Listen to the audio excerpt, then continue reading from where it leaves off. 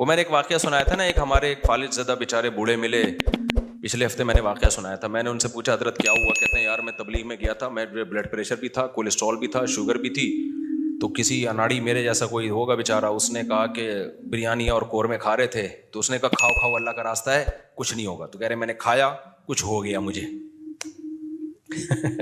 فالج ہو گیا مجھے. تو بہت برا بلا کہہ رہے تھے تبلیغ والوں کو. میں نے کہا بھی تبلیغ والے تو کم کھانا کم باتیں کرنے کو کہتے ہیں, تو وہ جس نے کیا غلط کیا. تو وہ اسی پر ایک اور واقعہ ایک ڈاکٹر صاحب نے سنایا, کہہ رہے ایک شوگر کا پیشنٹ تھا, اس کو ہم نے منع کیا کہ نہیں چینی کھانا, تو ایک کوئی صاحب آئے, انہوں نے اس کے سامنے شربت کا گلاس رکھا, بہت خطرناک پیشنٹ تھا, وہ بہت اصرار کیا, وہ نمازی بھائی تھے, بہت اصرار کیا بھائی یہ پی لو یہ پی لو. وہ کہہ رہے نہیں نہیں نہیں مجھے شوگر ہے. جب انہوں نے زیادہ اصرار کیا نا اور کہا اللہ نے چاہا کچھ نہیں ہوگا انشاءاللہ, اللہ نے چاہا تو کچھ نہیں ہوگا. دیکھو صحابہ کرام کا اللہ پہ توکل تھا, انہوں نے دریا میں گھوڑے دوڑا دیے. انہوں نے, یہ بہت اہم واقعہ ہے, اس کو بڑا سبق ملے گا اس سے انشاءاللہ آپ کو, خاص طور پہ دینداروں کے لیے سمجھنے کی چیز ہے. واقعہ ہے نا, ایک علامہ اقبال کا شعر بھی ہے اس پہ کہ دشت و دشت دریا بھی نہ چھوڑے ہم نے, کہ ہم نے تو صرف صحراؤں میں نہیں, ہم نے تو دریاؤں میں بھی کرامت کے طور پر نا گھوڑے دریا میں چلا دیے تھے صحابہ نے. تو ان صاحب نے کہا داڑھی بھی تھی نمازی بھی, انہوں نے کہا دیکھو صحابہ نے اللہ پہ توکل تھا, دریا میں گھوڑے چلا دیے انہوں نے. تو سامنے شکر ہے کوئی عقل مند بیٹھا ہوا تھا جس کو وہ کھلا رہے تھے نا پورا چینی کا شربت. اس نے کہا دیکھو اگر وہاں پل ہوتا نا پھر اللہ دریا میں گھوڑے نہیں تھے, وہ ڈوبنا تھا انہوں نے, وہاں تو پل نہیں تھا اور مجبوری تھی جانا, صحیح ہے نا. پل ہوتا پھر صحابہ دریا میں چلاتے, پھر سوال ہی پیدا نہیں ہوتا کہ دریا میں گھوڑے چلتے. اللہ کہتا ہے پل ہے تو جاؤ نا, یا پل بنانے کا ٹائم ہوتا تو بھی نہیں. یہ جو قسطنطنیہ میں سلطان محمد فاتح نے قسطنطنیہ اور یہ جو آج کا استنبول ہے, جب یہ فتح کیا تھا تو اس نے کوئی دریا میں تھوڑی گھوڑے چلا دیے تھے. ان کا یہ جو استنبول کا جو قلعہ ہے نا آج جو 4000 سال جس کی پرانی تاریخ ہے, میں نے وہاں جا کے ولاگ بھی بنایا ہے, یہ ترکی کا جو مشہور قلعہ ہے, یہ تو عیسائیوں کے ہاتھ میں تھا, بہت مضبوط عیسائیوں کی اسٹیٹ تھی. اور نبی صلی اللہ علیہ وسلم نے خوشخبری سنائی تھی کہ نعم الجیش جیش یغزو القسطنطینیہ, فرمایا سب سے بہترین لشکر, کیا ہی خوب لشکر ہے جو قسطنطینیہ فتح کرے گا. آپ مکہ میں اور ترکی کی فتوحات کی خوشخبریاں دے رہے ہیں. ہمارے نبی کا یہ ویژن دیکھو, ایک پیغمبر جو نہ لکھنا جانتے ہیں نہ پڑھنا جانتے ہیں, لیکن کتنے کانفیڈنٹلی وہ کہہ رہے ہیں کہ کیا خوب لشکر ہوگا جو قسطنطینیہ کو فتح کرے گا. اور خوشخبری دی, جنت کی بشارت دی. اسی وجہ سے مسلمان فاتحین شروع سے لگے ہوئے تھے اس میں, لیکن نہیں ہو پا رہا تھا. تو سلطان محمد فاتح نے کیا کیا, وہ بھی فوجیں لا کے بٹھا دی, لیکن اتنا مضبوط قلعہ ہے وہ جا ہی نہیں پا رہے بھائی. تو مشورہ ہوا. اب انہوں نے یہ نہیں کیا کہ جی ایک طرف سے سمندر ہے, وہاں بھی سمندر کٹا ہوا ہے نا, آپ میپ میں دیکھ سکتے ہیں. تو سمندر میں ہم کیا کرتے ہیں, بسم اللہ اللہ پڑھ کے سمندر بھی نکل جاتے ہیں. بڑھ جانا, ڈوب جانا تھا انہوں نے, اور کیا. تو اللہ کہتا ہے پہلے اپنے سارے اسباب اور وسائل تو استعمال کرو, پھر میری مدد آئے گی. تو سلطان محمد فاتح نے مشورہ لیا, بھائی کیا کریں یار, یہ تو ناممکن ہے. پیچھے پورا یورپ تھا نا, وہاں سے بھی تو مدد آ رہی تھی ان کی, تو ناممکن تھا اسباب کی دنیا میں بھی. 600 سال ہو گئے, علاقہ ہی نہیں فتح ہو کے دے رہا. اب تو کچھ کرنا پڑے گا کہ نہیں کرنا پڑے گا, اب تو کچھ کرنا ہے بھائی. تو ماہرین بیٹھے, انہوں نے مشورہ دیا, استخارہ نہیں نکالا, خوب سمجھ لو, استخارہ نکال کے دیکھتے ہیں فتح ہوگا تو ٹھیک ہے, نہیں تو واپس چلو. دیکھو وہ اسباب بھی اختیار کرتے تھے اور اللہ سے دعائیں بھی. سلطان محمد فاتح کے لشکر میں ہمیشہ کوئی نہ کوئی اللہ والے بزرگ اس وقت کے ہوتے تھے, ان کو صرف دعاؤں کے لیے لے کے جاتا تھا. وہ دیکھتا تھا نا ایک بزرگ ہیں, وہ لڑ نہیں سکتے, بوڑھے ہیں, کوئی بات نہیں حضرت آپ ہماری صف میں ہوں گے, ذکر کریں گے اور اللہ سے دعائیں, کیونکہ اللہ تقویٰ اور ذکر پر مدد کرتا ہے. تو ایسے سیکولر نہیں تھے کہ ہم اپنی توپوں پہ اعتماد کر لیں خالی, نہ نہ نہ, ہمیں اللہ والے بزرگ بھی چاہیے. تو ایک نہ ایک بزرگ اس کی صف میں ہوا کرتے تھے جن کا کام ہے اللہ سے دعائیں مانگنا. خود بھی مانگتا تھا, لیکن بھائی وہ اپنے آپ کو سمجھتا تھا ہم اس لیول کے نیک نہیں ہیں, تو ایسے ایک بزرگ ہوں گے, ان کی برکت ہوگی, اللہ ہمیں فتح دے گا. اور دوسرا اسباب بھی دبا کے استعمال کیے انہوں نے. سلطان محمد فاتح نے جب دیکھا نا یہ اتنا بڑا قلعہ اور اتنی چوڑی دیوار, میں نے وہ ولاگ پہ آپ دیکھ لیں, اس پہ اتنی چوڑی دیوار ہے بھائی, اس پہ تو پوری بیل گاڑیاں چلتی تھیں دیوار کے اوپر, امپاسبل, ناممکن اس کو فتح کرنا.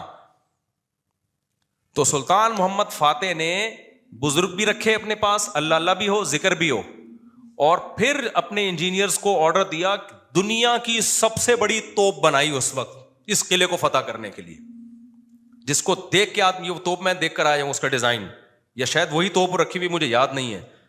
اتنی بڑی توپ بنائی ہے نا, اس سے جو لوہے کا گولا نکلے گا تو دیوار میں کچھ ہلائے گا تھوڑا سا وہ دیوار کو, جو ایسے جب 1000-2000 گولے نکلیں گے تو شاید دیوار میں کچھ دراڑ آ جائے. اتنی اسٹرگل کی اس نے, اور اتنے لوگ. ہم نے تو ترکی میں نا, انہوں نے وہ بنایا ہوا ہے ایک آڈیٹوریم میں نا, وہاں پر ایک جیسے نہیں سیارہ کا ہمارے یہاں آپ کو ملتی ہے ادھر پلانیٹوریم, دیکھا ہوگا آپ نے, تو ایسے ہی انہوں نے وہ پوری تاریخ دکھاتے ہیں ویڈیو کی شکل میں. بڑا مزہ آتا ہے وہ دیکھنے میں, بڑا جوش پیدا ہوتا ہے یار, کیا خون خرابہ, اور ادھر سے گولے, پورا وہ منظر انہوں نے تاریخ کی کتابوں سے نکال کے اس کو فلمایا ہے. لیکن ایسے نہیں کہ پروجیکٹر پہ, بلکہ آپ جائیں گے نا تو آپ کو ایسا لگے گا آپ وہاں 3D میں آپ سمجھ لیں, آپ کو لگے گا آپ وہاں پہنچ چکے ہیں. وہ ایسا چیخیں نکلتی ہیں یار وہ منظر دیکھ کے, ایسے تھوڑی پیڑے کھائے ہیں مسلمانوں نے یار, پوری دنیا پہ حکومتیں کی ہیں, آج بیٹھے وزیر اعظم بن نہیں رہا. صحیح ہے نا. بہت محنتیں کی ہیں مسلمانوں کا ماضی بڑا خدا کی قسم شاندار تھا. میں بار بار کہتا ہوں نا, ایک گورے کی ویڈیو بھی میرے موبائل میں پڑی ہوئی ہے, وہ لندن میں یا امریکہ میں بھول گیا, یونیورسٹی میں وہ گورا لیکچر دے رہا ہے, ابھی میرے موبائل میں وہ ویڈیو پڑی ہوئی ہے. وہ گورا لیکچر دے رہا ہے, گورا کہہ رہا ہے تو وہ کالا, لیکن گورا اس سینس میں کہہ رہا ہوں کہ امریکن ہے, اس سینس میں کہہ رہا ہوں, یا تو میرا خیال ہے امریکن ہے, یو کے کا نہیں ہے, وہ ان کا جو لب و لہجہ ہے نا وہ امریکن لب و لہجہ. وہ یونیورسٹی میں لوگوں کو بتا رہا ہے کہ ونس اپون اے ٹائم, ایک ٹائم تھا کہ آپ کو مسلم سائنٹسٹ کے علاوہ دنیا میں کوئی سائنسدان نظر ہی نہیں آتا تھا, ہر فیلڈ میں کون سا سائنٹسٹ تھا, مسلمان. اور وہ کہہ رہا ہے کہ فلکیات کے علم میں مسلمانوں نے اتنی ترقی کی تھی. پھر بغداد کی یونیورسٹی کا نام لے رہا ہے وہ, بغداد میں جو ہماری خلافت تھی, تو وہ کہہ رہے کہ آج بھی جتنے ستاروں کے نام ہیں نا انگلش میں, سارے عربی سے آئے ہیں. سارے کہاں سے آئے ہیں؟ یہ عربی سے آئے ہیں. مسلمان یہ کام بہت پہلے کر چکے تھے. بڑا شاندار ماضی تھا ہمارا, لیکن ایسا ختم ہوا, ایسا لگتا ہے ہم ہمیشہ سے ہی اسی طرح ہیں, ہمیشہ سے ہی ہم سے وزیر اعظم بن ہی نہیں پایا کبھی. تو ایسا نہیں ہے, ماضی ہمارا اور زیادہ پرانا ماضی نہیں ہے, 150-200 سال سے زیادہ پیچھے کی بات نہیں ہے. یہ چند غلطیاں ہوئی ہیں جس کی سزا ہم بھگت رہے ہیں. اس میں مذہبی لوگوں سے بھی ہوئی ہیں, حکمرانوں سے بھی ہوئی ہیں, دونوں طبقوں سے ہوئی ہیں, کسی ایک طبقے کو آپ ذمہ دار نہیں ٹھہرا سکتے. تو اس میں ایک بہت بڑی غلطی یہ ہوئی ہے کہ مذہب کو سائنس سے کیا کر دیا, الگ کر دیا. یہ بہت بڑی مسٹیک ہوئی ہے. جبکہ ہمیں داؤد علیہ السلام, سلیمان علیہ السلام کے واقعات میں کیا ملتا ہے؟ اللہ نے سلیمان علیہ السلام کو جب دنیا کا حکمران بنایا ہے تو اللہ نے اسباب اور وسائل بھی دیے تھے ان کو. وہ اسباب کیا تھے؟ لوہا ان کے ہاتھ میں پگھلا دیا اللہ تعالیٰ نے. داؤد علیہ السلام کو حکم دیا زرہیں بناؤ, زرہیں. اللہ کہہ دیتا کہ اے داؤد تو زمین پر حکومت کرے گا, لڑائی کرے گا, زرہیں بنانے کی ضرورت نہیں ہے. آیت الکرسی پڑھ کے ہر مجاہد پہ پھونک لگائی, دم کیا, دشمن کی تلوار چلے گی نہیں. یہی چل رہا ہے نا آج کل. داماد انسان کا بچہ نہیں بن رہا, آیت الکرسی پڑھ کے پھونکو اور اس کو جو ہے وہ تعویذ کرا دو تو ٹھیک ہو جائے گا. پوری 10-10 سال دامادوں کے ٹھیک کرنے میں بیٹیوں کی زندگیاں تباہ کر دیں. قرآن کیا کہتا ہے؟ ان خفتم اللہ یقیما حدود اللہ, حدود اللہ پہ قائم نہیں رہ سکتے بھائی, خلا لینے کی کوشش کرو اس پاگل سے. 2-3 موقع دے دیے ٹھیک ہونے کے, ہو گیا ٹھیک ہے, نہیں تو اگر برائی اس قابل ہے کہ برداشت کے قابل ہے تو برداشت کرو. بلا وجہ گھر نہیں توڑنا چاہیے, بالکل برداشت کے قابل نہیں ہے, جان چھڑاؤ بھائی اس آدمی سے. نہ میں نہ جانتا ہوں نا ایسے لوگوں کو, 30 سال ہو گئے کہ نہیں جی اللہ کے ہاتھ میں دل ہیں, اللہ جب چاہے گا میرے داماد کا دل چینج کر دے گا. اس امید پہ 30 سال گزار دیے اور بیٹی پاگل ہو گئی. میں نے کہا 30 سال کے بعد آپ آ رہے ہو کہ خلا لینا ہے؟ کہہ رہے ہیں بھائی وہ اللہ کے ہاتھ میں دل ہے. تو میں نے کہا اللہ کے ہاتھ میں ہے, لیکن اللہ نے کہا کہ میں گھماؤں گا. ہم کب کہہ رہے ہیں کہ اللہ کے ہاتھ میں نہیں ہے؟ اگر ہمیں پتا ہوتا کہ اگلے سال اللہ آپ کے داماد کو ٹھیک کر دیتا, میں کہتا چلو 1 سال اور انتظار کر لو. اللہ کے ہاتھ میں ہے, لیکن گھمائے گا کہ نہیں گھمائے گا یہ اللہ نے نہیں بتایا. بلکہ اللہ نے جو بتایا ہے انک لا تہدی من احببت, آپ اس کو ہدایت نہیں دے سکتے جس سے آپ محبت کرتے ہو. یہ تو حضرت ابو طالب کے بارے میں نازل ہوئی ہے کہ نبی کے چچا ایمان نہیں لائے تو نبی غمزدہ تھے. اللہ نے فرمایا کہ آپ جس سے محبت ہے ہدایت نہیں ملے گی, اس کو ملے گی جس کو اللہ چاہے گا. اور چاہے گا کس کو؟ جو خود چاہے گا. یہ بھی قرآن کہتا ہے جو خود چاہے گا اسی کو ملے گی, جو خود نہیں چاہے گا تو بھائی چاہے نبی کا چچا بھی ہو نہیں ملے گی.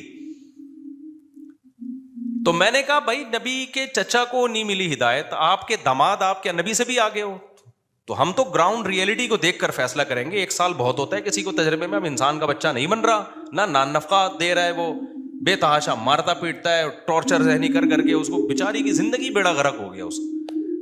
میں نے کہا خود ہی مر جائے گا, تھوڑے دنوں میں خلا کے تکلف کی ضرورت کیا ہے, طلاق لینے کی کیا ضرورت ہے اس سے. اسلام جو ہے نا وہ دقیانوسی نہیں سکھاتا میرے بھائی. مسلمانوں نے ایسے ہی نہیں دنیا پہ حکومتیں کر لی ہیں. داؤد علیہ السلام کو اللہ نے, داؤد علیہ السلام, قرآن کہتا ہے نا پوری دنیا پہ داؤد علیہ السلام نے, پوری دنیا نہ بھی ہو, دنیا کے ایک بہت بڑے حصے پر جو حکومت کی ہے, تو قرآن کیا بتاتا ہے کیسے کی حکومت, کیسے کی حکومت, پھونکے لگا لگا کے کی.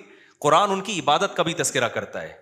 دن میں روزہ رکھتے تھے, راتوں کو تہجد پڑھتے تھے, اس کا بھی تذکرہ کرتا ہے. یہ بھی ضروری ہے, ورنہ ایک سیکولر فوج میں, مجاہدین میں اور ایک مذہبی لوگوں میں کوئی فرق نہیں رہے گا. اللہ کہتے ہیں جب تم اللہ کی راہ میں لڑو گے کثرت سے اللہ کا ذکر کرو, کیونکہ تم لڑ رہے ہو اللہ کی مدد پہ, تو اللہ کو یاد بھی تو رکھو نا.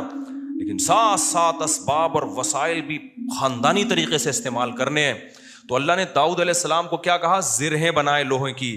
اور کیسے کہا, یہ بھی نہیں کہا کہ بنا دیں بس, باقی میں خود ہی جوڑ دوں گا. قدر فی السرد, ان کی لڑیاں جوڑنے میں بھی اندازوں سے جوڑیں کہ کیسے اس کو, اندازے کا مطلب کیا ہے, کیونکہ جب زرہیں بنائی جاتی ہیں نا لوہے کے لباس جو جنگ میں استعمال ہوتے ہیں, تو ظاہر ہے جس فوجی کے لیے, جس مجاہد کے لیے بنوائی جا رہی ہیں, اس کو لیٹنا بھی ہوگا, اس کو بیٹھنا بھی ہوگا, اس کو گھوڑے پہ چھلانگ لگا کے بیٹھنا بھی ہے, تو وہ موویبل ہوں, وہ مڑ سکیں آسانی سے. تو اس کے لیے بہت ٹیکنیکل طریقے سے اس کو ایڈجسٹ کرنا ہے. تو قدر کا مطلب اس کی ایڈجسٹمنٹ بڑی خاندانی ہونی چاہیے.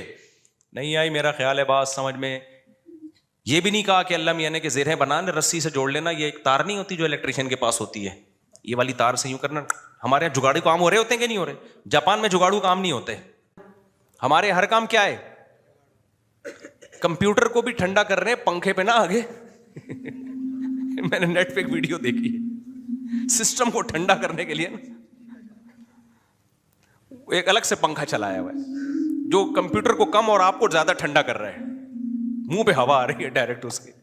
خیر, تو قدر فی السرد, مینجمنٹ اسلام کا ایک حکم ہے.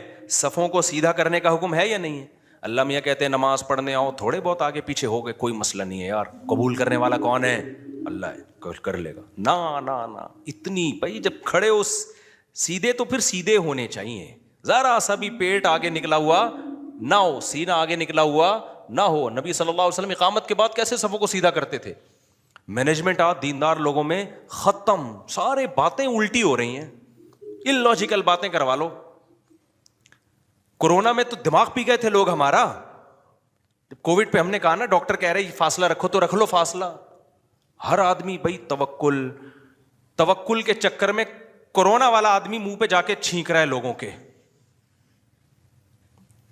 یہ کون سا اسلام ہے بھائی؟ خیر, تو وہ اس کی بات بڑی پیاری تھی نا. میں داؤد علیہ السلام کا بتا رہا تھا نا کیسے زرہیں بنائی انہوں نے, اور کتنی پاورفل حکومت, پھر فوج تیار کی ہے. پھر سلیمان علیہ السلام کو آپ دیکھ لو, ان کا تخت تھا, ہیرے جواہرات تھے, اور کیسا تاج تھا ان کا, یہ بھی بھرم کے لیے. تو اس میں ہمیں یہ بھی ملتا ہے کہ اگر بھرم ڈالنے کے لیے آپ کو اچھی ڈریسنگ کرنی پڑے اور خاندانی لائف اسٹائل ہو تاکہ سامنے والے پہ بھرم اچھے پڑیں, تو یہ بھی شریعت کا حکم ہے. جیسے حضرت معاویہ رضی اللہ تعالیٰ عنہ کا بڑا شاہانہ لباس تھا, تو کسی نے حضرت عمر کو شکایت لگائی کہ یہ گورنر بنے اور اتنا بہترین خوبصورت لباس پہن کے چلتے ہیں پھرتے ہیں, یہ تو دنیا سے محبت کی علامت ہے. حضرت عمر تو پھٹے پرانے کپڑے پہنتے تھے, پیون زدہ کپڑے پہنتے تھے. تو حضرت عمر نے خط لکھا, بھائی یہ کیا شکایت ہے؟ حضرت معاویہ نے فرمایا, یا رسول اللہ, میں جن لوگوں پہ حکومت کر رہا ہوں, یا امیر المومنین, میں جن لوگوں پہ حکومت کر رہا ہوں نا, ان کی نظر میں مفہوم بیان کر رہا ہوں, ان کی نظر میں لباس کی بڑی ویلیو ہے. یہ مجھے ویلیو نہیں دیں گے اگر میں غریبوں والا لباس پہن کے گھوموں. تو یہ سیاست تھی ان کی, اور یہ حقیقت ہے کہ آپ کا سب سے پہلا امپریشن کس کا پڑتا ہے؟ آپ لباس کا پڑتا ہے. آپ کے لائف اٹھنے بیٹھنے کا اسٹائل کیا ہے آپ کا, وہی آپ کے کپڑے میں 10 قسم کے پیوند لگے ہوئے ہوں, اگلا کہے گا ابے بھائی یہ تو شاید ان کے پاس پیسے ہی نہیں ہے تو ہم سے کیا لڑیں گے یہ, ٹھیک ہے نا. تو لڑائی کے لیے ظاہر حضرت معاویہ کے پاس جب دشمن کے وفود آیا کرتے تھے تو ان کی ڈریسنگ دیکھ کے ان کو اندازہ ہو جاتا تھا بھائی یہ چھوٹے لوگ نہیں ہیں. سوال پیدا ہوا پھر حضرت عمر نے ایسا کیوں کیا؟ بھائی وہ ان کو ویسے ہی اتنا اللہ نے روب دیا تھا کہ وہ ان کپڑوں میں ہی بہت روب تھا ان کا. اور ہمارے نبی صلی اللہ علیہ وسلم کے جو پیون زدہ کپڑے تھے تو حدیث میں تو آتا ہے نبی کے چہرے پہ اللہ نے اتنا روب ڈال دیا تھا کہ 1 مہینے کی مسافت سے دشمن کانپنے لگتا تھا. کہ نارملی حکم جو شریعت نے دیا ہے بھائی آپ کی ڈریسنگ, آپ کا لباس سارا کیا ہونا چاہیے, سوٹیبل ہونا چاہیے. کوئی چیز ایسی نہیں ہونی چاہیے جو سوسائٹی آپ کو کوئی گرا ہوا آدمی سمجھنا شروع کر دے. سمجھ میں آ رہی ہے بات کہ نہیں آ رہی ہے؟ نہیں آتی, لیکن جب رشتہ لینے جاتے ہو تو پھر آتی ہے. پھر نہا دھو کے ڈیٹول سے نا 3 پیس سوٹ پہن کے جائیں گے, پھر مجال ہے کوئی پیون زدہ کپڑے پہن کے چلا جائے. تو سادگی ہے تو پھر جانا چڈی بنیان دھوتی بنیان میں جا بھائی تو وہاں پہ. کیونکہ ہر وقت نا لوگ علماء کو یہ دیکھو سادہ ہونے چاہیے, ان کی پگڑی دیکھو, ان کے کپڑے دیکھو, اور ہمارے تو کوئی ہیں بھی نہیں. تو خیر, تو وہ میں جلدی سے وہ بتا دوں نا, وہ جو شربت کا گلاس رکھا نا, تو وہ ڈاکٹر صاحب مجھے واقعہ سنا رہے تھے, آج ہی کی بات ہے. شوگر کے بڑے اسپیشلسٹ آئے ہوئے تھے, گپ شپ تھی ان کے سے. تو وہ کہنے لگے کہ اس نے کہا کہ دیکھیں جو صحابہ نے دریا میں گھوڑے دوڑائے تھے نا, پل نہیں تھا وہاں پہ. اگر پل ہوتا تو وہ دریا میں گھوڑے نہیں دوڑا, اور اگر پل بنانے کا ٹائم ہوتا پھر بھی نہیں دوڑا. پھر یہ میں اپنی طرف سے ایک اضافہ کر رہا ہوں, پل بنانے کا ٹائم ہوتا, اسباب و وسائل ہوتے, پھر بھی نہیں جاتے. اور واپس جا کے دوبارہ آنے کا ٹائم ہوتا پھر بھی دریا میں گھوڑے نہیں ڈالتے. وہ ایک مجبوری تھی کہ اس کے علاوہ کوئی آپشن تھا نہیں. تو سلطان محمد فاتح نے بھی یہی کیا ہے. اس نے کیا کیا کہ بزرگ بھی رکھے ہوئے, اللہ سے دعائیں مانگے, اور پھر اسباب اور وسائل اختیار کیے. بھائی یہاں پانی ہے تو پانی کو کراس کرنا ہمارے لیے, سوری پیچھے سمندر ہے, بیچ میں خشکی ہے, پانی نہیں تھا, خشکی سے ہٹ کے آگے پانی ہے. تو اب آگے ہم گھوڑوں پہ جائیں گے اگر, تو گھوڑا پانی میں نہیں جا سکتا. تو انہوں نے یہ نہیں کہا صحابہ کرام نے پانی میں گھوڑے دوڑا لیے تھے تو ہم بھی خشکی تک جائیں گے, اور قسطنطنیہ میں بیک سائڈ سے حملہ کرنے کے لیے نا, باقی بسم اللہ ہی توکلت علی اللہ پھونکوں والی سرکار ہوتی تو مسئلہ ہی حل ہو گیا تھا یار. یہ تو پہلے ذہن میں آ جاتا نا میرے, بہت لیٹ آیا دماغ میں. ایک شف سرکار حضرت وہ سلطان محمد فاتح اپنے پاس رکھتا شف, اور پورا قسطنطنیہ ہی بڑھ جاتا پورا. ابھی جو الیکشن میں ہوا ہے نا, آپ کو پتا ہے نا, جو ووٹنگ ہو رہی تھی, فلاں جیت رہا ہے, میم بنائی پاکستانیوں نے, اوپر جا رہا ہے اوپر جا رہا ہے, شف ایک دم وہ نیچے ہوا, بڑی ٹائٹ میم بنائی ہے کہ الیکشن میں یہی ہوا ہے. بندہ کون جیت رہا ہے, ایک دم شف کر کے شف, فوراً نیچے. ایسے ہی رپورٹیں چینج ہو رہی تھی نا الیکشن کی, جو لوگ ٹی وی کے آگے یا خبروں میں بیٹھے ہوئے تھے. تو پاکستان میں ایک سرکار ہے جس کو سچی مچی کی شف سرکار ہے, وہ تو عز منتشا وہ تو ذل منتشا. تو اس لیے جو سیاست دانوں میں جو سمجھدار لوگ ہیں نا, وہ اس جو پاکستان کی جو اصل شف سرکار ہے نا, اس سے بنا کے رکھتے ہیں. ٹھیک ہے کہ ہم بے شک ایک ووٹ بھی نہ ملا, جب انہوں نے کہا شف فوراً ہم کہاں چلے جائیں گے اوپر. تو اچھا خیر, سمجھ گئے نا کون سی سرکار ہے. ایک تو یہ سرکار ہے, جو ایک اور سرکار ہے جو اصل شف سرکار ہے, وہ بڑی پاورفل سرکار ہے, وہ اس کا شف اصل شف ہے, اس کو ہم مانتے ہیں کہ یار وہ جب شف کرے نا, وہ یہ تو ڈرامہ کر رہے ہیں نا, ڈرامہ کر رہی ہے. تو سلطان محمد فاتح نے کیا کیا, مشورہ کیا بھائی کیا کریں. مشورہ یہی طے ہوا کہ یار کچھ نہ کچھ تو کرنا پڑے گا. تو ایک ماہر نے مشورہ دیا کہ دیکھو ہم جو ہمارے بحری جہاز ہیں, وہ کشتیاں بہت بڑی بڑی تھیں, جہاز نمائی تھیں وہ, تو ہم ان کو جب تک خشکی پہ چلا کے آگے پانی تک نہیں پہنچائیں گے نا, تو ہم یہ قلعہ کبھی بھی فتح, مزید 600 سال لگ جائیں گے ہمیں, ناممکن ہے. ہمارے پاس اب ایک ہی آپشن ہے, جانیں ضائع ہو رہی ہیں, روز تیر اندازی ہو رہی ہے, لوگ ڈیلی بیسس پہ شہید ہو رہے ہیں, اور پہلے بھی کئی حملے ناکام ہو چکے ہیں. تو اب یہ رسک لینا پڑے گا, آر یا پار. اب یہ بہت مشکل کام تھا. کیوں؟ رات میں لوگ سو رہے ہیں, راتوں رات آپ نے یہ کرنا ہے. اب خشکی پہ کیسے چلائیں بھائی پانی, یعنی اس جہازوں کو؟ تو اس کا طریقہ یہ ہے کہ جتنے جانور ہیں نا, اونٹ, گائے, دمبے, سب ذبح کر دو, اور سب کی چربی کو پگھلا کے زمین پہ ڈال دو. اور یہ صبح صادق سے پہلے پہلے کام کیا ہو جانا چاہیے, ختم. اور اس کے بعد یہ کشتیاں رکھ کے نا, لکڑیاں رکھ کے ان کو دھکے دیں گے, کیونکہ ورنہ کون لے جا سکتا ہے.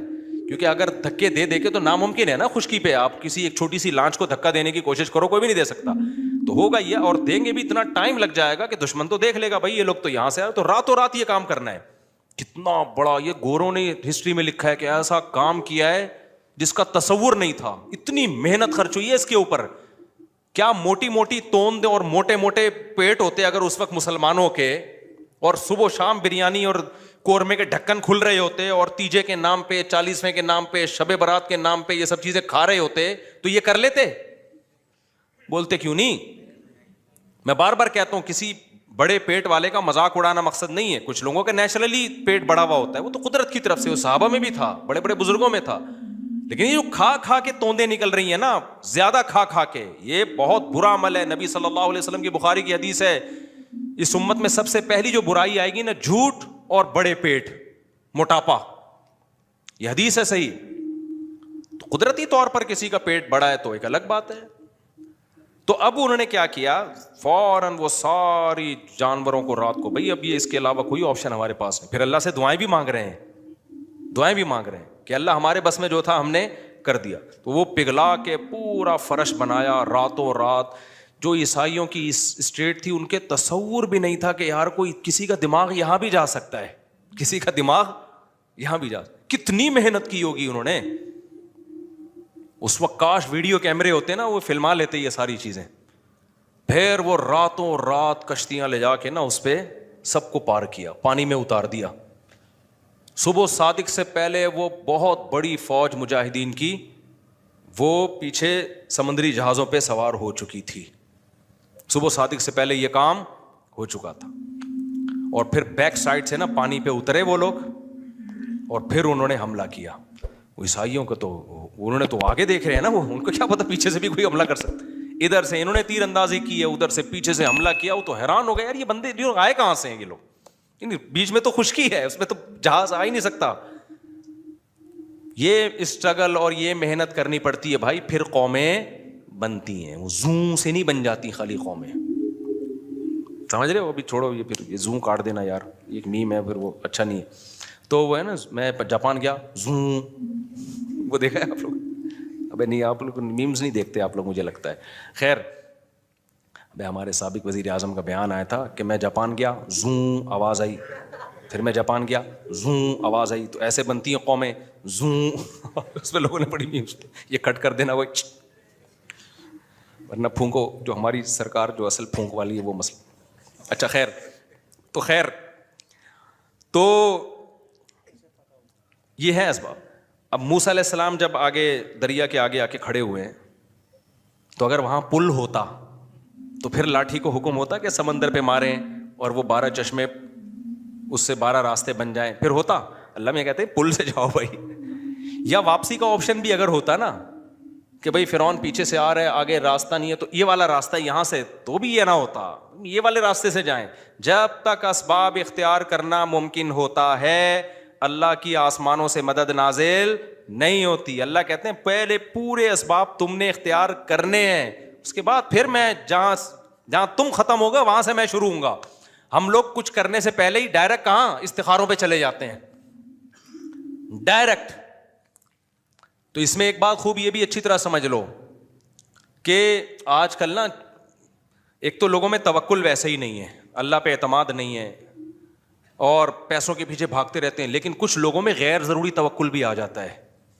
علماء نے لکھا ہے اگر آپ کو اللہ نے مالی وسائل دیے, میں نے بہت لوگ دیکھے ہیں, جاب گئی اور روڈ پہ آ گئے, ایک دم برباد ہو گئے. وہ کاروبار کروڑوں کا بزنس چل رہا تھا, کوئی نقصان ہوا.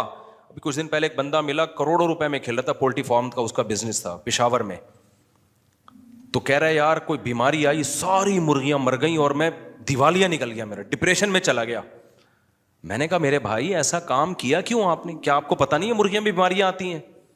کہہ رہے آتی ہیں لیکن میں تو ویکسین ہوں. میں نے کہا کیا آپ نے تحقیق نہیں کی کہ ویکسینیشن کے بعد بھی بعض دفعہ ساری مرغیاں مر جاتی ہیں؟ تو کچھ تو آپ کو رکھنا چاہیے تھا نا. اس لیے علماء نے بیان کیا ہے بھائی کوئی بھی بزنس کر رہے ہو, کوئی بھی جاب کر رہے ہو, کم سے کم 1 سال کا جو ہے نا نان نفقہ سنبھال کے رکھو کہ اگر میں جاب لیس ہو گیا تو 1 سال میں اتنا کما لوں, 1 سال کا میں اتنے اپنے پاس ریزرو رکھوں کہ کم سے کم 1 سال میں اپنی بیوی بچوں کو کھلا سکوں, اور اس دوران میں کوئی دوسرا کاروبار کر سکوں, کوئی دوسری جاب تلاش کر سکوں. ہاں اس سے بہت زیادہ 10 سال کی 20 سال کی پلاننگ پھر یہ توکل کے خلاف ہے. لیکن 1 سال 2 سال 1.5 سال کچھ تو کرے نا آدمی. نہیں جی جس اللہ نے آج کھلایا کل بھی کھلائے گا. تو اگر اللہ نے اس طرح سے وعدہ کیا ہوتا تو پھر لوگ روڈوں پہ کیوں بیٹھے ہوئے ہوتے, جھونپڑوں میں کیوں سو رہے ہوتے؟ فوراً ایک آیت پڑھ لیتے ہیں وما من دابۃ الا علی اللہ رزقها, ہر کا اللہ نے روزی دینے کا وعدہ کیا. اللہ نے وعدہ کیا ہے لیکن آپ پورے اسباب اور وسائل اختیار کرو گے. ہاں ہوس نہ کرو جیسے جمع کر کے لوگ پاگل ہوئے ہیں, یہ غلط ہے. لیکن ایسا توکل جائز نہیں ہے کہ آپ جو ہے وہ جو اللہ نے اسباب اور وسائل رکھے ہیں اس سے بھی کو بھی آپ اگنور کرنا شروع کر دو. حالات کا کچھ پتہ نہیں ہوتا. مولانا تھانوی رحمہ اللہ تعالیٰ تو بہت توکل والے تھے لیکن اس میں بہت حساس تھے. وہ کہ جب زبان سے جو منہ سے نوالا چھنتا ہے نا, ایمان بھی جاتا ہے آج کل لوگوں کا. ایک روایت ہے, اگرچہ روایت ضعیف ہے لیکن وہ قاد الفقر ان یکون کفرا او کما قال صلی اللہ علیہ وسلم, فرمایا فقر و فاقہ بعض دفعہ کفر تک پہنچا دیتا ہے. عورتیں اپنی عزتیں بیچنے پہ آ جاتی ہیں فقر و فاقہ کی وجہ سے. تو ایسا توکل نہیں کیا جائے. تو اتنا کم از کم اپنے پاس ہو کہ بھائی کل آپ اگر خدا نخواستہ بے روزگار ہو جاتے ہیں, اور یہ کہ آپ نے مرغیوں کا پولٹری فارم کھولا ہوا ہے اور فرض کر کے بیٹھے ہوئے ہیں کہ چونکہ میں نے اللہ سے تہجد میں دعا مانگی ہے اب ان پہ کوئی بیماری نہیں آئے گی. بھائی دعا بھی مانگو, بیماریوں سے میرا تو پورا دیکھو نا, ابھی 35 مرغیاں مر گئیں میری. ایک بیماری آئی تو ایک دم جنازے اڑو, چھوٹی سی میری غلطی تھی لیکن وہ 2.5 سال سے مری نہیں تھی, اب مری ہیں تو ٹک ٹک ٹک کچھ بچ گئی ہیں الحمدللہ, ساری نہیں مری ہیں کیونکہ وہ ہمارے گھر ہی کے چوزے تھے جو بڑے ہو گئے. تو ایک غلطی ہوئی تھی مجھ سے, اب انشاءاللہ آئندہ وہ غلطی نہیں کروں گا, لیکن تجربہ تو بڑھ گیا نا, نقصان تو ہو گیا نا. تو اللہ پہ اعتماد اور توکل اس کا ایک مطلب ہے جو شریعت نے بتایا ہے. تو وہ شوگر کے پیشنٹ نے بڑی اچھی بات کی, اس نے کہا حضرت جو گھوڑے دوڑائے تھے نا صحابہ کرام نے, وہ پل نہیں تھا وہاں پہ, اس وجہ سے مجبوراً دوڑا لیے تھے. تو اللہ میاں نے مجھے کھانے کی اتنی چیزیں دی ہیں کہ میں بھوک سے مر نہیں رہا ہوں. اگر مر رہا ہوتا تو جان بچانا فرض تھی, پھر میں یہ شربت کا گلاس اللہ پہ توکل کر کے پی لیتا کہ فی الحال تو جان بچاؤ, پھر دیکھیں گے شوگر کہاں جا رہی ہے کہاں نہیں جا رہی, یا اور چیزیں جو ہے وہ میرے لیے دنیا میں ختم ہو گئی ہیں, یا شوگر سے میں نے مرنے کا ارادہ ہی کر لیا ہے, خودکشی کا ارادہ ہی کر لیا ہے تو پی لوں گا. تو کبھی بھی اس طرح کے یہ بے موقع توکل ہوتا ہے.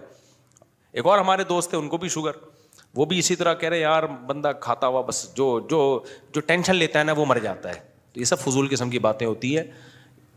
اللہ نے مسلمان جو ترقی نہیں کر رہا نا اس میں ان باتوں کا بہت بڑا دخل ہے. جب یہ اپر لیول پہ ہوتی ہیں تو پھر اپر لیول پہ نقصان ہوتا ہے. انفرادی زندگی میں اس طرح کی باتیں ہوتی ہیں تو انفرادی زندگی میں نقصان ہوتا ہے. سمجھتے ہو کہ نہیں سمجھتے؟